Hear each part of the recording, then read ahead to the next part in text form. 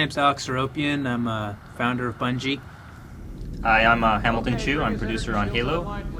This is Halo. We've been working on this game for a little over 3 years now. It's a project we started after Myth of Fallen Lords came out, and it's evolved a ton in that amount of time.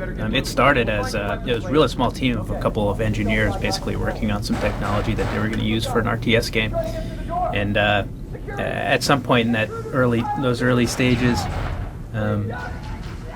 they wanted to go back to some of our Bungie roots, like Marathon, and started working on what they could do with combining some of the stuff we learned on Myth with some of the action elements of a game like Marathon.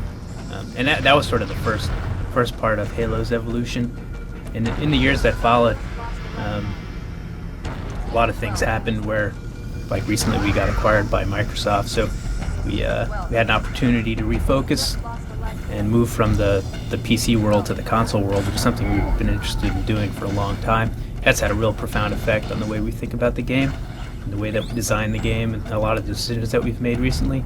It's really given us the opportunity to focus on making the game graphically really rich and play really well. I think it's pretty cool.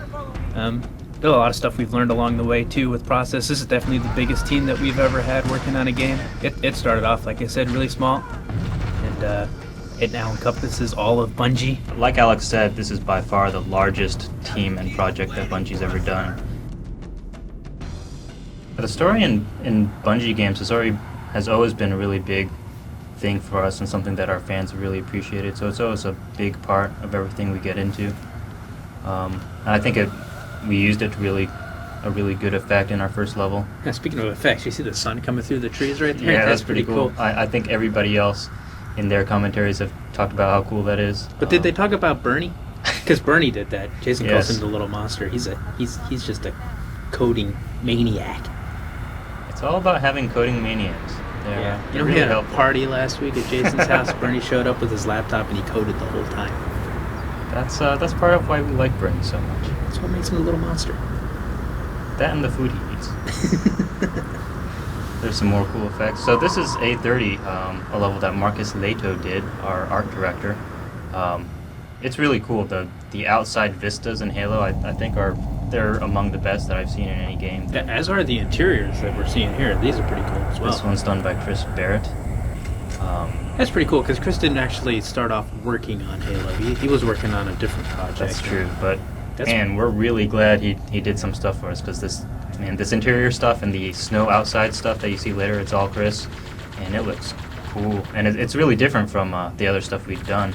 It's very different. So it really added some good variety and showed us some stuff that we could do with our engine that we didn't know before. Looks like we're running through all the weapons here. The weapons were designed by Rob McLeese. Rob was actually one of the first people that we hired at Bungie. He's been here for 6 years. He's really into guns. Yeah, and he just got married, which is kind of weird. He married somebody who works here too. Yeah. A woman, Lorraine. Yes, we have a woman.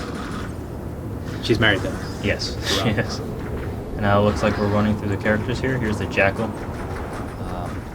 A while ago, you could shoot through his shield pretty easy, but then we made his shield really fairly impenetrable. Yeah, that made it really nasty. That's a stealth lead. That Man, stealth cool. effect's really cool. That's Bernie again. Yeah. Man, that's cool. Yeah, Bernie did a lot of the cool shaders that are in the game. This hunter character is really cool. He's got these spines that they'll twiddle when he's nervous. And he's got this cool neck that you can see when he dies. He's got a real soft spot on him. You could actually kill him one shot Yeah, with the pistol shot in the back. Pink.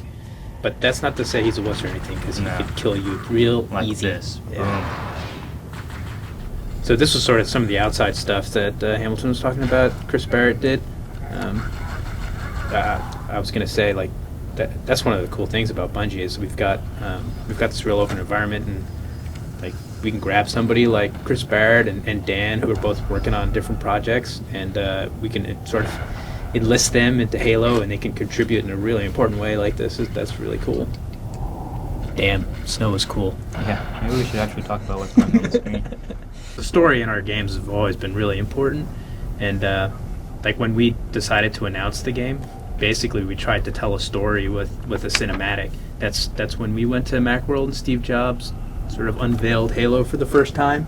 That got us a lot of mileage out of that trailer that we did for that announcement. I guess you're getting to see a lot of the vehicles here. Vehicles are a pretty fundamental part of Halo. I feel like it's what adds a lot to the whole first-person shooter experience, and it adds a lot to your combat experience. Really makes the game unique. That's one of the things that we've tried to do in all the games that we've made. Like if you look back through our gameography, like, you know, Myth really was the first strategy game that had real 3D in it. Yeah, something that you referred to before with the engineers and the artists working closely together. I think it's worth talking about that again. I think that's really a big part of why our stuff can look so good, is because the artists and the engineers really do talk to each other a lot, and more than that, they each understand the process that the other party is going through, and the issues that the other party is dealing with, and that really lets them do a lot. The artists understand the tools such that they can take it farther than the engineers envision it going, and the engineers understand the artist's needs so that they can come up with new tools for them to use that the artists wouldn't have suggested themselves. So a lot of the cool effects that you see here is a lot of different things working together, the shaders and the light maps and the bump maps. Do you know we did Marathon with like 5 guys? Is that so? Really? Yeah. 5 guys. And is that including you? Because then it's really like... Yeah, watch it. Thin Ice, Hamilton.